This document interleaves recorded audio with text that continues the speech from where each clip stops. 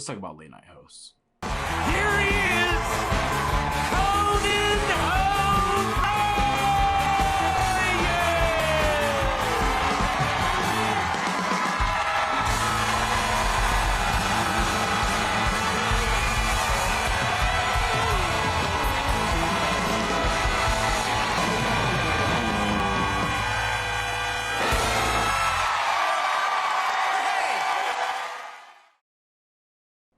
Conan Conan is a bit of an anomaly among talk show hosts. No one can really match his genuine, self-aware attitude toward interviews and comedy. With so many controversies about hosts coming to light and the duality of these people's personalities, it's refreshing to see such a goofy and down-to-earth guy on the scene. I play my guitar along with...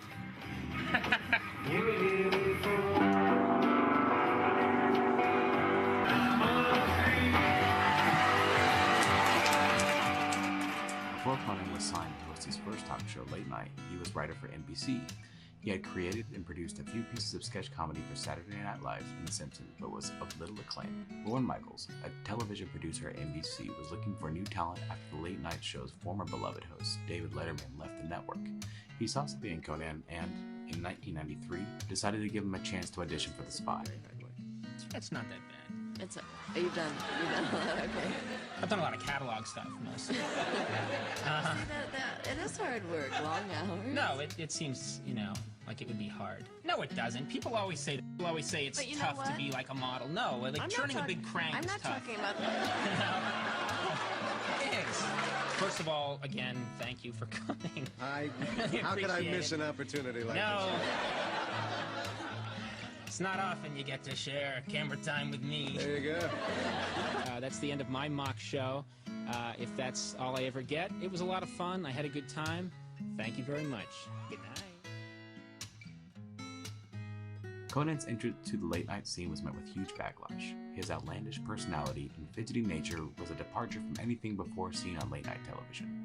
Critics commented on the young host's lack of experience, referred to his show as unfunny and messy.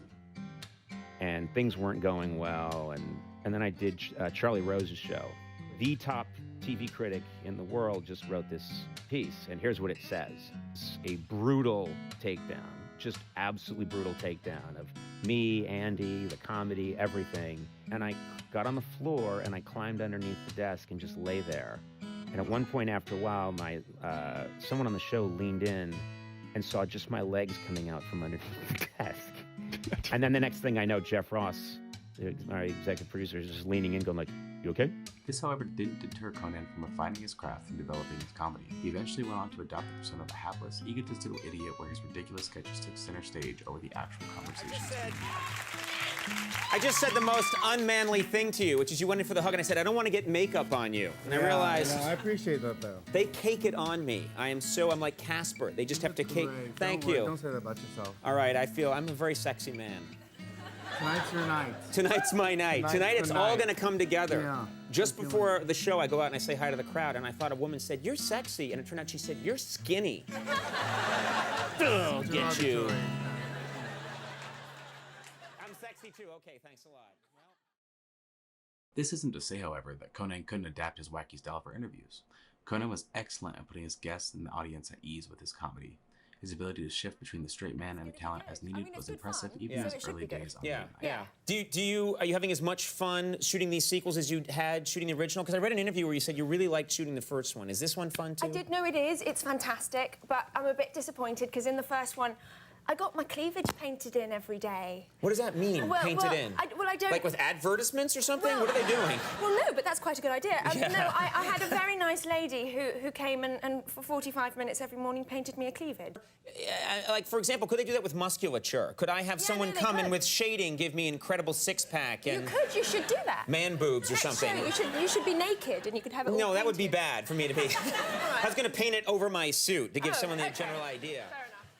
But you must like doing... You've done a lot of... Conan was never afraid to demean himself to have his guests feel more comfortable. If a bit didn't land, he could just make himself the joke. One such incident occurred during the interview with David Bowie where O'Brien revealed a surprise song he had written for the artist to listen. I thought my song was really good, and I thought maybe you hadn't, you must have gotten a lot of submissions, but since you're here now, I thought I should show my song to David Bowie.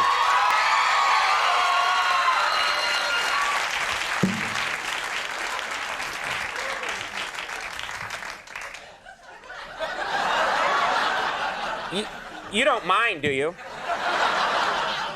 Okay, here we go. There are so many talk show hosts,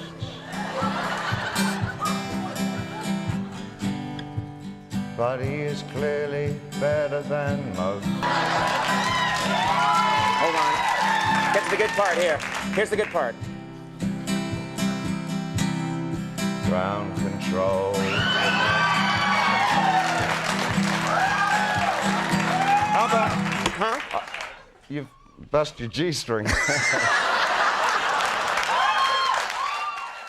Conan purposely broke both his string and the tension building as the artist grew tired of the bit.